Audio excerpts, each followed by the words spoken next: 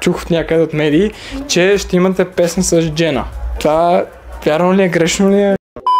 Днес сме от Party Hub TV. Как биха реагирали Симона и Лидия, ако фен си направи автограф и после си го татуира? Аз имам страхотна история, защото миналата седмица бях на участие. Едно момче така си сочи кръка от публиката, поглеждам и лицето ми беше татуирано на кръка му. Добре, това е... Добре. Яко е! Яко е. Скандално е, такова готино е. Скандално е, но е яко, да, готино. Да, за теб сигурно е яко. Уникално е, много е мило. Аз имам ситуация, в която човек, който ме слуша, си беше татуирал текст на моя песен и беше изключително мило. Симона, за кого е песента Дежавю? Песента Дежавю може да е за който си я почувстваш. При мен лично няма да ти кажа пък. Няма да кажа.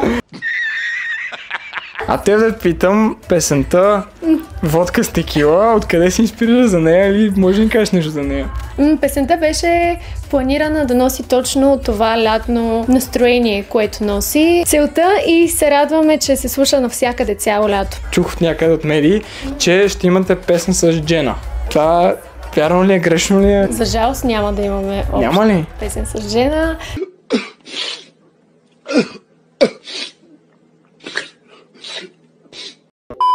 Тя ни се обади да бъдем гости в нейния клип, така че ще бъдем само в клипа. Добре, момичета, много ви благодаря и благодаря наистина за това прекрасно интервю. И вие ни последвайте и не забравяйте да гледате интервюто и другите интервюта.